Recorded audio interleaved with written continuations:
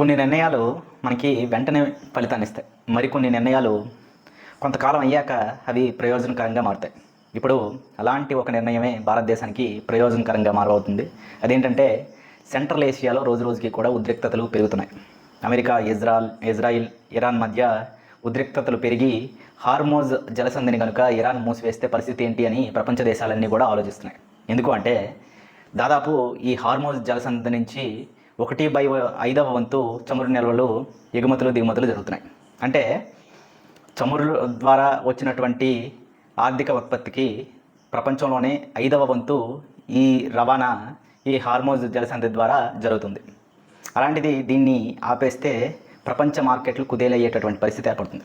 అందుకని ప్రపంచ దేశాలన్నీ కూడా ప్లాన్ బి కోసం వెతుకుతున్నాయి. అయితే ఈ ప్లాన్ బి మనకి యాదృచ్ఛికంగానే సిద్ధమై ఉంది. ఏ విధంగా అంటే మనం ఒమన్ దేశంతో ఒక ఒప్పందం చేసుకున్నాం. అదేంటంటే ఫ్రీ ట్రేడ్ అగ్రిమెంట్ చేసుకున్నాం ఇప్పుడు లాస్ట్ ఇయర్. ఇప్పుడు అది మనకి ప్లాన్ బిగా ఉపయోగపడబోతుంది. ఎందుకంటే ఒమన్ ఈ స్ట్రైట్ ఆఫ్ హార్మోజ్ ఏరియా ఏదైతే ఉందో దానికి బయట ఉంటుంది. అలాగే అరేబియా సముద్రంతో అనుసంధానం అయి ఉంటుంది. అలాంటి ఒమన్ మనం ఏ దేశాల దగ్గర నుంచి అయితే చమురు నిల్వలు దిగుమతి చేసుకుంటున్నామో ఆయా దేశాలతో సత్సంబంధాలను కలిగి ఉంది. భారతదేశం దాదాపు 98% చమురు నిల్వలని దిగుమతి చేసుకుంటుంది. అలాంటి దేశాలన్నిటితో కూడా ఒమన్ మంచి సత్సంబంధాలు కలిగి ఉంది.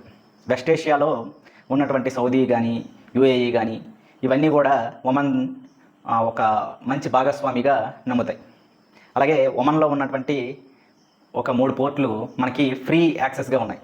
లైక్ సలాల్ పోర్ట్ కానీ, సొహారా పోర్ట్ కానీ, డుకుమ్ పోర్ట్ కానీ, ఈ 3 కూడా మనం వాడుకోవడానికి అనుగుణంగా ఉన్నాయి. డుకుమ్ పోర్ట్ అయితే చాలా పెద్దది. మన నౌకలు ఇంపోర్ట్ ఎక్స్పోర్ట్ ఏవైనా చేసుకోవాలన్నా, అక్కడ నిలుపుకోవాలన్నా, మరమ్మతులు చేసుకోవాలన్నా ఇవి బాగా ఉపయోగపడుతున్నాయి. అలాగే ఒమన్లో మన మార్కెట్ కూడా బాగా రన్ అవుతుంది. మన ఇండియా తాలూకా ఎగుమతులు, వ్యవసాయ ఉత్పత్తులు కానీ, మ్యానుఫ్యాక్చరింగ్ గూడ్స్ కానీ, లేకపోతే ఫార్మాస్యూటికల్స్ కానీ ఒమన్లో వితౌట్ ఎనీ డ్యూటీ ట్యాక్స్ మనం ఎగుమతి చేస్తున్నాం. కాబట్టి భారతదేశానికి నమ్మదగినటువంటి భాగస్వామ్య ప్రస్తుతం ఒమన్గా ఉంది.